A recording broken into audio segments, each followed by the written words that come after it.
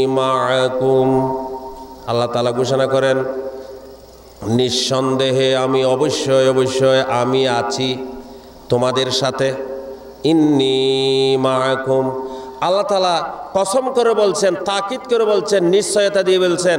এটা বান্দার প্রতি অনুগ্রহ করে, দয়া করে, ইহসান করে আল্লাহ তাআলা তাকিদ করে বলছেন, ও আমার বান্দারা আমি অবশ্যই তোমাদের সাথে আছি, তোমাদের সাথে রয়েছি। ইন্নী মাআকুম তবে তোমাদের করণীয় হলো, দায়িত্ব হলো যে তোমাদেরকে নামাজ কায়েম করতে হবে, নামাজি হতে হবে।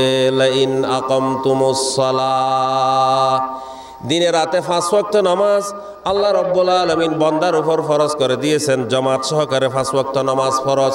এই নামাজের পাবন্দি হতে হবে, নামাজ ঠিক রাখতে হবে। যার নামাজ ঠিক তার সব আমল ঠিক, যার নামাজ ঠিক নাই তার সমস্ত কর্মকাণ্ড বিশৃঙ্খলায় ভরপুর। নাউজুবিল্লাহ। এজন্য রাতে দিনে 5 ওয়াক্ত নামাজ আল্লাহ রাব্বুল আলামিন বান্দার উপর ফরজ করে দিয়েছেন। এই ফরজ ওয়াজিব সহ 20 রাকাত ফরজ ওয়াজিব। কত রাকাত? 20 রাকাত। 5 ওয়াক্তের মধ্যে 20 রাকাত, 17 রাকাত ফরজ, 3 রাকাত ওয়াজিব। ওয়াজিব ফরজ ওয়াজিব কত রাকাত হলো? 20 রাকাত। সুন্নতে মুআক্কাদা সুন্নতে জায়েদা মিলে আছে 20 রাকাত। এই নামাজগুলো আমাদেরকে ঠিক রাখতে হবে।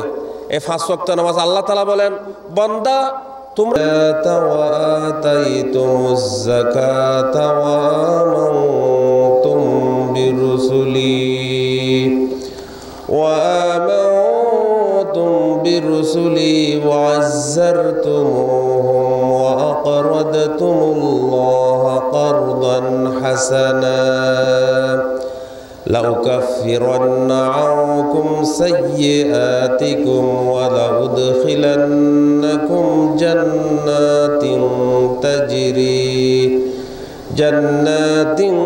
تجري من تحتها الأنهار صدق الله العلي العظيم وصدق رسوله النبي الحبيب الكريم وقال رسول الله صلى الله عليه وسلم لا يؤمن أحدكم حتى أكون أحب إلي من والده وولده والناس أجمعين وأيضا قال صلى الله عليه وسلم لا يؤمن أحدكم حتى يكون هواه تبعا لما جئت به أو كما قال عليه الصلاة والسلام إن الله وملائكته يصلون على النبي يا أيها الذين آمنوا صلوا عليه وسلموا تسليما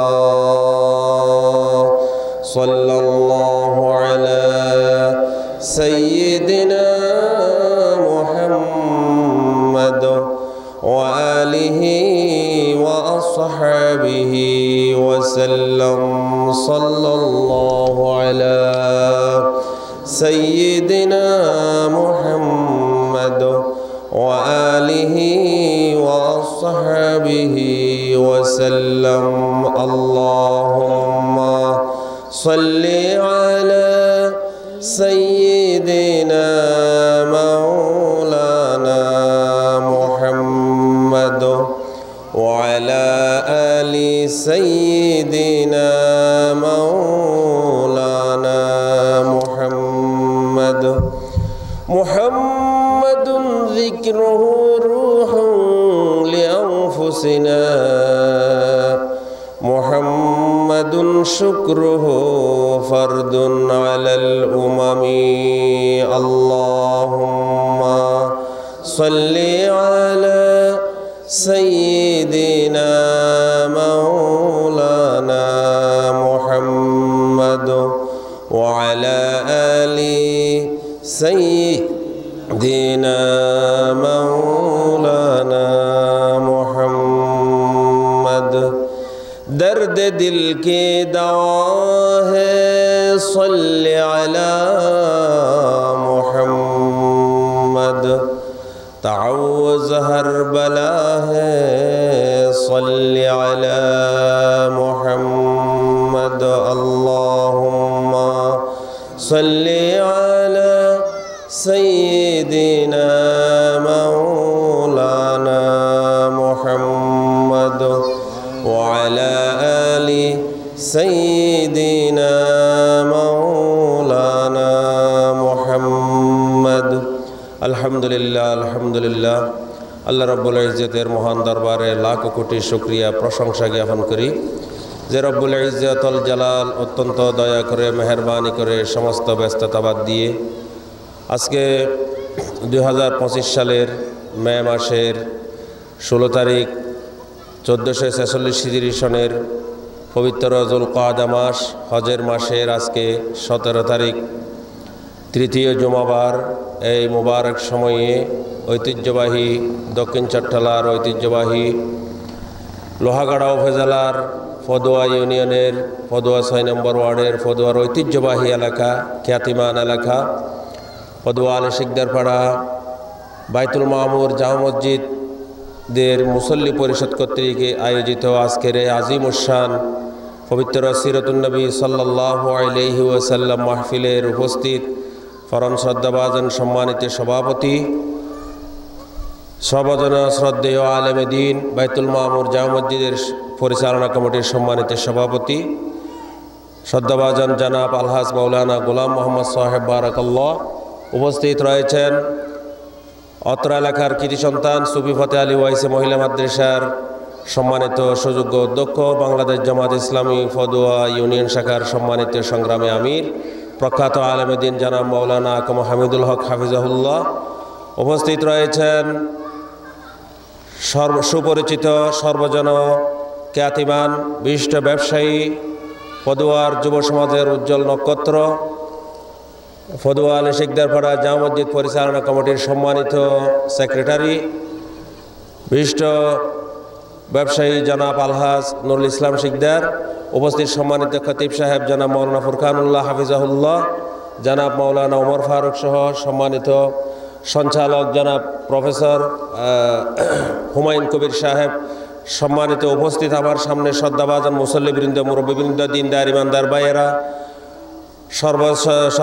সর্বস্তরের সম্মানিত তৌহিদি জনতা পর্দানশী মা ও বোনেরা আমি আবারও আপনাদেরকে সালাম জানাচ্ছি আসসালামু আলাইকুম ওয়া রাহমাতুল্লাহি ওয়া বারাকাতুহু। আজকের এই আজিমুশান এই নুরানি সিরাতুন নবী সাল্লাল্লাহু আলাইহি ওয়াসাল্লাম মাহফিলে উপস্থিত হতে পেরে আল্লাহর দরবারে শুকরিয়া আদায় করছি আলহামদুলিল্লাহ। আসলে আমাদের ঈমান আকীদা পরিশুদ্ধ করার জন্য আমাদেরকে যে দুনিয়ার শান্তির পথ খুঁজে নেওয়ার জন্য আখিরাতের মুক্তি পাওয়ার জন্য কোন পথ আমাদেরকে অবলম্বন করতে হবে এই জন্য এই দ্বীনি মাহফিলগুলো তাফসীরুল কোরআন সিরাতুন নবী সাল্লাল্লাহু আলাইহি ওয়াসাল্লাম মাহফিল ওয়াজ মাহফিল সালানা জলসা এগুলো আমাদের জন্য অত্যন্ত গুরুত্বপূর্ণ। প্রতিটা প্রোগ্রামে প্রতিটা মাহফিলে অত্যন্ত গুরুত্বপূর্ণ আলোচনাগুলো পেশ করা হয়। দেশের খ্যাতিমান ওলামা ইকরামগণ ওয়াইজিন আজমগণ মুফাসসিরিন ইকরামগণ অত্যন্ত মূল্যবান কথাগুলো পেশ করেন পড়াশোনা করে। বিশেষ করে মসজিদের খতিবগণ নিয়মিত যে পড়াশোনা করে কোরআন হাদিসের সার নির্যাসগুলো সম্মানিত এলাকাবাসীর কাছে ইমানদারদের কাছে পেশ করেন। এখান থেকে আমাদেরকে অবশ্যই শিক্ষা নিতে হবে। এগুলো আমাদের জন্য জীবন চলার পাথেও এগুলো আমাদের জন্য যে বড় কল্যাণকর দুনিয়ার শান্তির জন্য আখিরাতের মুক্তির জন্য এখান থেকে শিক্ষা নেওয়ার বিকল্প আর কোনো পথ নাই। এগুলোই আমাদের জন্য শিক্ষা প্রতিষ্ঠান, এগুলোই আমাদের ঈমানকে শানিত করার অত্যন্ত সুব্যবস্থা। তো এই ফদুয়া আলী শিকদার পাড়া এটা যে সর্বত্র একটা খ্যাতিমান এলাকা, এখানকার কর্মকাণ্ড এই বিশাল কমপ্লেক্স, এই মসজিদ, এই মাদ্রাসা, এই এতিমখানা, এই স্কুল, এই নুরানি মাদ্রাসা সব মিলিয়ে অত্যন্ত একটি বর্ণাঢ্য এলাকা হচ্ছে এই ফদুয়া আলী শিকদার পাড়া। তো এখানে অনেক বড় বড় খ্যাতিমান ওলামা ইকরামগণ ছিলেন, যে দেশ বিখ্যাত ওলামা ইকরামগণ ছিলেন। এখনও আছেন, অনেক প্রফেসর আছেন, ডাক্তার আছেন, এখানে আইনজীবী আছেন, সবচেয়ে বিখ্যাত ব্যবসায়ীগণ এখানে ছিলেন, এখানে বড় বড় মুরব্বীগণ ছিলেন যারা নেতৃত্ব দিচ্ছেন। এদের মধ্যে অনেকেই আমাদের কাছ থেকে চলে গেছেন, আজকে তারা আমাদের সামনে নেই। যারা চলে গেছেন তাদের সকলের জন্য আমরা আল্লাহর দরবারে দোয়া করি, আল্লাহ তাআলা তাদেরকে জান্নাতুল ফেরদাউস নসিব করুন, আমিন। তারা আমাদের পাশে কবরস্থানে শুয়ে রয়েছেন। মরহুম মাওলানা হাবিবুর রহমান সাহেব রহিমাহুল্লাহ উনি এখানে ছিলেন, মরহুম মাস্টার কবির আহমদ এখানে ছিলেন, মরহুম হাজি আবুল কাশেম এখানে ছিলেন, এরকম মরহুম আশরাফ মিয়া সওদাগর, মরহুম মাওলানা ফজলুল হক সাহেব, মরহুম হাফেজ ইসহাক সাহেব, এরকম বড় বড় খ্যাতিমান মানুষগণ এই জমিনে ছিলেন। অনেক মানুষ, সবার নাম নিতে পারবো না, যে আল্লাহ তাআলা এদেরকে নিয়ে গেছেন। একদিন কালের অন্তরে আমরাও সবাই চলে যাব, কিন্তু আমাদের সকলকে চিন্তা করতে হবে আমরা কি করতেছি, আমরা কোথায় আছি, আমাদের করণীয় কি, দায়িত্ব কি, এইটুকু আমাদের সকলকে চিন্তা করতে হবে। তো আজকে এই বাগান, এই হেফজখানা, এই মসজিদ, এই মাদ্রাসা, এগুলো হচ্ছে আমাদের জন্য গর্বের বিষয়, আমাদের খ্যাতির বিষয়। এগুলোর প্রতি আমাদের ভালোবাসা, আমাদের আন্তরিকতা। যেমন একটু আগে আমার সম্মানিত খতিব সাহেব আলোচনা করেছেন যে ইযা সাররাতকা হাসানাতুকা ওয়া সাআতকা সাইয়্যাতুকা ফাআনতা মুমিন। এই সুন্দর সুন্দর ইমানি ইসলামের শিয়ারগুলো, এগুলো হচ্ছে ইসলামের শিয়ার। এগুলো দেখে যদি আমাদের অন্তরের মধ্যে শান্তি আসে, ভালো লাগে, তাহলে এটা হচ্ছে আমাদের ইমানের একটা নিদর্শন। সুবহানাল্লাহ। হ্যাঁ, এগুলো কি জন্য লাগতেছে, এগুলোর কি দরকার ছিল? এদিকে হাই স্কুল আছে, এদিকে প্রাইমারি স্কুল আছে, এদিকে আছে, কিছু একটা থাকলে ফুরকানিয়া চলতেছে। তো এরকমের যদি মন মানসিকতা আসে, তাহলে বুঝতে হবে ইমানের মধ্যে কি লেগেছে, জামার লেগেছে, নাউযুবিল্লাহি মিন যালিক। এই জন্য আমাদের ইমানকে পরিশুদ্ধ করতে হবে। আল্লাহ তাআলা আমাদেরকে পরিশুদ্ধ পরিশুদ্ধ ইমান আমাদেরকে নসিব করুন, আমিন। জন্য সম্মানিত হাজিরিন, আসলে আমি কথাও বলতে জানি না, আমি তবু আদিষ্ট হয়ে উপস্থিত হয়েছি যে কিছু একটা আয়াত কোরআন কারীমের সূরা আল মায়েদার 12 নম্বর আয়াতটা আমি তেলাওয়াত করেছি। যেমনটা আমার পূর্ববর্তী বক্তা সূরা বাকারার ফাতিহাতুল বাকারা তেলাওয়াত করেছেন, তারই অনেকটা কাছাকাছি। তো কোরআনই, কোরআন মানে সবচেয়ে বেশি পঠিত। কোরআন মানে মিল, একটার সাথে আরেকটা মিল, বন্দার সাথে মনিবের মিল, এক কোরআনের এক আয়াত আরেক আয়াতের মিল, এক সূরা আরেক সূরার মিল। এরকম কোরআনুল কারীমে হচ্ছে প্রতিটা বন্দার সাথে মনিবের মিল হয়, কোরআন দিয়ে সম্পর্ক হয়। তো এই আয়াতে কারিমায় আল্লাহ রাব্বুল আলামিন ঘোষণা করেন, আউযু বিল্লাহি মিনাশ শাইতানির রাজীম وقال الله إني معكم। আল্লাহ তাআলা ঘোষণা করেন, নিঃসন্দেহে আমি অবশ্যই আমি আছি তোমাদের সাথে। ইন্নী মাআকুম, আল্লাহ তাআলা কসম করে বলছেন, তাকিদ করে বলছেন, নিশ্চয়তা দিয়ে বলছেন। এটা বন্দার প্রতি অনুগ্রহ করে, দয়া করে, এহসান করে আল্লাহ তাআলা তাকিদ করে বলছেন, ও আমার বন্দারা, আমি অবশ্যই তোমাদের সাথে আছি, তোমাদের সাথে রয়েছি। ইন্নী মাআকুম, তবে তোমাদের করণীয় হলো, দায়িত্ব হলো যে তোমাদেরকে নামাজ কায়েম করতে হবে, নামাজি হতে হবে। লাইন আকামতুমুস সালাহ, দিনে রাতে 5 ওয়াক্ত নামাজ আল্লাহ রাব্বুল আলামিন বান্দার উপর ফরজ করে দিয়েছেন। জামাত সহকারে 5 ওয়াক্ত নামাজ ফরজ। এই নামাজের পাবন্দি হতে হবে, নামাজ ঠিক রাখতে হবে। যার নামাজ ঠিক তার সব আমল ঠিক, যার নামাজ ঠিক নাই তার সমস্ত কর্মকাণ্ড বিশৃঙ্খলায় ভরপুর, নাউযুবিল্লাহ। এজন্য রাতে দিনে 5 ওয়াক্ত নামাজ আল্লাহ রাব্বুল আলামিন বান্দার উপর ফরজ করে দিয়েছেন। এই ফরজ ওয়াজিব সহ 20 রাকাত, ফরজ ওয়াজিব কত রাকাত? 20 রাকাত। 5 ওয়াক্তের মধ্যে 20 রাকাত, 17 রাকাত ফরজ, 3 রাকাত ওয়াজিব। ফরজ ওয়াজিব কত রাকাত হলো? 20 রাকাত। সুন্নতে মুআক্কাদা, সুন্নতে জায়েদা মিলে আছে 20 রাকাত। এই নামাজগুলো আমাদেরকে ঠিক রাখতে হবে। এই 5 ওয়াক্ত নামাজ আল্লাহ তাআলা বলেন, বান্দা তোমরা যদি নামাজ চালু রাখো, নামাজ কায়েম রাখো, তোমরা যদি নামাজি হও, আমি অবশ্যই তোমাদের সাথে আছি। সুবহানাল্লাহ।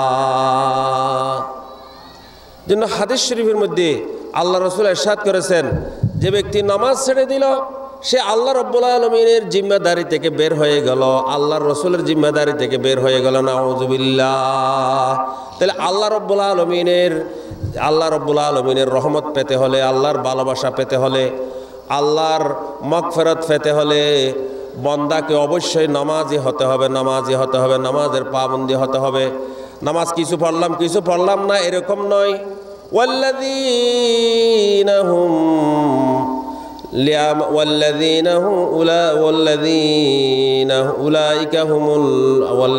আনিস সালাতি ইউহাফিজুন। নামাজের 5 ওয়াক্ত নামাজ কি থাকবে? ঠিক থাকবে। 1 ওয়াক্ত নামাজ হয়েছে, আর 1 ওয়াক্ত নামাজ কখন আসছে? জোহর ফজরের নামাজ হয়েছে, আসরের নামাজ কখন? জোহরের নামাজ কখন হচ্ছে? জোহরের নামাজ হয়েছে, আসরের নামাজ কখন হচ্ছে? আসরের নামাজ হয়েছে, মাগরিবের নামাজ কখন হচ্ছে? মাগরিবের নামাজ হয়েছে, এশার নামাজ কখন হচ্ছে? এইরকমের একটা অন্তরের মধ্যে টান থাকতে হবে। এখন আমরা যদি ওই পেরেশানি বোধ করি, আমার কাজের ব্যাঘাত হচ্ছে, কি বলে যে আমার ব্যবসার ব্যাঘাত হচ্ছে, আমার কাজ কমে যাচ্ছে নামাজ করে এরকমের যদি মনে আসে, তাহলে ঈমানই নষ্ট হয়ে গেল। নাউযুবিল্লাহি মিন যালিক। তাহলে যে এই বান্দাকে 5 ওয়াক্ত নামাজ জামাত সহকারে আদায় করতে হবে। নামাজ ফরজ হয়েছে জামাত সহকারে। কি সহকারে? জামাত সহকারে নামাজ ফরজ হয়েছে। জামাত সহকারে 5 ওয়াক্ত নামাজ আদায়ের জন্য চূড়ান্তভাবে চেষ্টা করতে হবে। এখন রাত খুব ছোট, ফজরের নামাজ 4:45 মিনিটে ফজরের নামাজ হবে, জামাত হবে। আর কয়েকদিন আগে পরে 4:40 মিনিটে ফজরের জামাত হবে। তাহলে এই এখন বড় পীরকে, বড় আল্লাহর ওলিকে যে ব্যক্তি ফজরের জামাতে হাজির হতে পারেন তিনি হচ্ছেন বড় পীর। বেগুন হন সুবহানাল্লাহ। বড় আল্লাহর ওলি জামাতে নামাজ আদায় করা। আল্লাহর ওলি হওয়ার জন্য আকাশ উঠতে হবে না, ফানির উপর হাঁটতে হবে না। যিনি 5 ওয়াক্ত নামাজ জামাতে আদায় করেন, তিনি হালাল রুজি রোজগার করেন, যিনি সত্য কথা বলেন, যিনি প্রতারণা করেন না, যিনি আল্লাহকে হাজির নাজির জানেন, তিনি হচ্ছেন আল্লাহর ওলি। বেগুন হন আল্লাহু আকবার। আল্লাহু হাজিরি আল্লাহু নাজিরি আল্লাহু শাহিদি আল্লাহু মাই। এদিকে আল্লাহ তাআলা ঘোষণা করেছেন, ওয়াকাল আল্লাহু ইন্নী মাআকুম। ও আমার বান্দারা, আমি তোমাদের সাথে আছি। তাহলে দেখেন, আমরা যেখানেই থাকি না কেন কখনো আল্লাহর নিয়ন্ত্রণের বাহিরে নাই। ইয়া মাশারাল জিন্নি ওয়াল ইনসি ইন ইসতাতাতুম আন তানফুযু মিন আকতারিস সামাওয়াতি ওয়াল আরদি ফানফুযু লা তানফুযুনা ইল্লা বিসুলতান। ও মানব জাতি, জিন জাতি, আকাশ এবং জমিনের বাহিরে এমন কোনো যদি জায়গা থাকে, এমন কোনো স্থানের ঠিকানা যদি তোমাদের থাকে যেখানে আমার নিয়ন্ত্রণ নেই, যেটা আমার নিয়ন্ত্রণের বাহিরে, আমার কুদরতের বাহিরে, নাউযুবিল্লাহ, তোমাদের কাছে যদি এরকম কোনো জায়গা থাকে তোমরা সেখানেই চলে যাও। সেরকম কি আছে? যেখানে সূর্য নাই, চন্দ্র নাই, অক্সিজেন নাই, বাতাস নাই, আলো বাতাস নাই, আমার সূর্য নাই, আমার চন্দ্র নাই, আমার সৃষ্টি জগৎ নাই, সেরকম কোনো ঠিকানা যদি তোমাদের থাকে তোমরা সেখানে যাও। যেতে পারবে কি কেউ? কারো পক্ষে সম্ভব নয়। লা তানফুজুন। এজন্য আল্লাহর কাছে যাওয়া ছাড়া বিকল্প আর কোনো পথ নাই। আমরা যতই পালানোর চেষ্টা করি না কেন, আমরা আল্লাহর কুদরতের নিয়ন্ত্রণের বাহিরে এক চুল পরিমাণও যাওয়ার ক্ষমতা কারো নেই। কোনো সেরকম কোনো ক্ষমতাশালী রাজা বাদশাও জমিনে নেই, সেরকম কোনো নিঃস্ব মানুষে নেই, সেরকম কোনো ধনবান মানুষে নেই। সবাই আল্লাহর কুদরতি রশির মধ্যে বাঁধা। মা মিন দাব্বাতিন ইল্লা হুয়া আখিযুম বিনাসিয়াতিহা। আল্লাহর কুদরতির রশির মধ্যে বাধা নাই এমন কোনো প্রাণী নাই, এমন কোনো সৃষ্টি নাই। সুবহানাল্লাহ। সবাই আল্লাহর কুদরতির রশির মধ্যে বাঁধা আছে। যে আল্লাহর কাছে নতি স্বীকার করবে, আত্মসমর্পণ করবে, আল্লাহ রাব্বুল আলামিন তার মর্যাদাকে বুলন্দ করে দিবেন। আর যে গাদ্দারি করবে, নাফরমানি করবে, সীমালঙ্ঘন করবে, আল্লাহ তাআলা তাকে ওই অধস্তলে রদাদনাহু আসফালা সাফিলিন, আল্লাহ তাআলা তাকে অতল গহ্বরে নিমজ্জিত করবেন, নাউযুবিল্লাহ। এজন্য আল্লাহর কাছে নতি স্বীকার করার জন্য সবচেয়ে বড় মাধ্যম হচ্ছে আল্লাহর কুদরতের মধ্যে, কুদরতি কদমের মধ্যে সেজদায় পড়ে যাওয়া, সুবহানাল্লাহ। জন্য বান্দা আল্লাহ রাব্বুল আলামিনের সবচেয়ে নিকটে পৌঁছে যায় তখন যখন নামাজের মধ্যে দাঁড়ায়, যখন যে সেজদার মধ্যে যায়, তখন বান্দা আল্লাহ রাব্বুল আলামিনের অতি নিকটে আল্লাহর নৈকট্যের মধ্যে পৌঁছে যায়। আল্লাহু আকবার। ওয়াসজুদ ওয়াকতারিব, ও আমার বান্দা তুমি সেজদা করো, তুমি নৈকট্য হাসিল করো, সেজদা করো আর নৈকট্য হাসিল করো। আকরাবু মা ইয়াকুনুল আবদু মির রাব্বিহি ওয়া হুয়া সাজিদুন, আল্লাহর রাসূল বলেন বান্দা আল্লাহ রাব্বুল আলামিনের অতি নিকটে পৌঁছে যায় সেজদার মাধ্যমে, সুবহানাল্লাহ। এখন আমাদের কাজের বাহানা বেশি, আমাদের আবার কিছু কিছু পিতামাতা বলেন যে ওদের এত সরগম তুটিলে আর শরীর খারাপ হয়ে যাবই, আর হতো না আর রকমের মনে করেন, নাউযুবিল্লাহি মিন যালিক। দেখেন এখন আমরা এখন কোন জগতের মধ্যে চলে আসছি, কোন পরিবেশে আমরা চলে আসছি। দেখেন এখন আমরা যে আল্লাহ রসুল ইরশাদ করেন যে আল্লাহ রসুলের আদর্শ হলো যে রাত্রে বিলম্ব না করে এশারের নামাজের পরপর ঘুমিয়ে যাওয়া। এখন আমরা রাতকে দিন বানিয়ে ফেলেছি, দিনকে রাত বানিয়ে ফেলেছি আমরা যে, এবং শেষ রাতে দেরি না করে ঘুম থেকে উঠে যাওয়া, রাত্রের শেষ ভাগে ঘুম থেকে উঠে যাওয়া, এটাই শরীরের জন্য, স্বাস্থ্যের জন্য অত্যন্ত উপযোগী এবং গুরুত্বপূর্ণ, সুবহানাল্লাহ। এজন্য তাহলে আমরা যদি ফজরের সময় শেষ রাত্রে উঠে যাই, তাহলে এটাই তো আমাদের জন্য বড়। আল্লাহ রাসূল ইরশাদ করেন, দোয়া করেন উম্মতের জন্য আল্লাহর দরবারে, আল্লাহুম্মা বারিক লি উম্মতি ফি বুকুরিহা, পরওয়ারদিগার আলম তুমি আমার উম্মতের জন্য ভোরবেলাকে বরকতময় করে দাও, সুবহানাল্লাহ। আল্লাহ রাসূল দোয়া করেছেন, আল্লাহ আমার উম্মতের জন্য ভোরবেলাকে, সকালবেলাকে তুমি বরকতময় করে দাও। আর সেইগুলার প্রতি আমাদের কোনো গুরুত্ব নেই, আকর্ষণ নেই, আর আমরা ঘুমের মধ্যে বিভোর হয়ে আছি।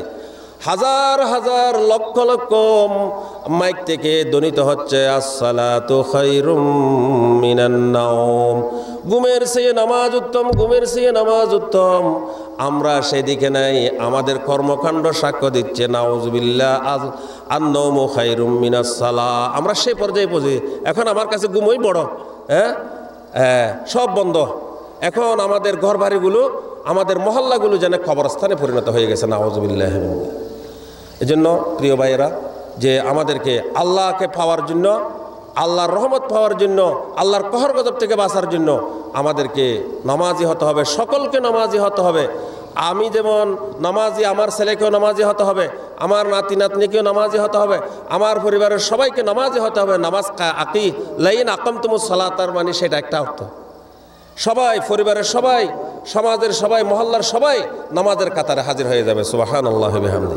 এখানে কোনো যে শাসক শাসিত, ধনী দরিদ্রের ভেদাভেদ হবে না, সবাই একই কাতারে সমান।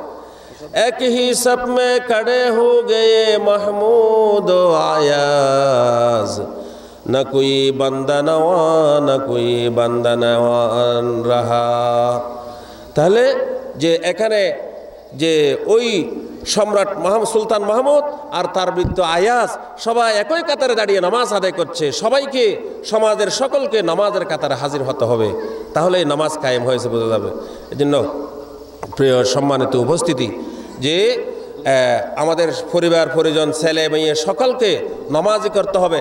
আল্লাহ রাসূল ইরশাদ করেন, মুরু সিবিয়ানাকুম ইযা বালাগু সাবআ সিনিন, ও ইমানদারেরা, ও আমার উম্মতের নরনারীরা, তোমাদের সন্তান সন্ততিগণ যখন 6 বছর পূর্ণ হয়ে 7 বছরে পদার্পণ করবে, তখন তোমরা তোমাদের সন্তানদেরকে নামাজের হুকুম করো, নামাজের আদেশ দাও, নামাজের আদেশ দাও। আর আমরা বলছি যে নাউযুবিল্লাহ, আল্লাহ রসুলের হুকুমের বিরুদ্ধে আর শরীর খারাপ হয়েছে গিয়ে এত সর উঠিলে নাউযুবিল্লাহ।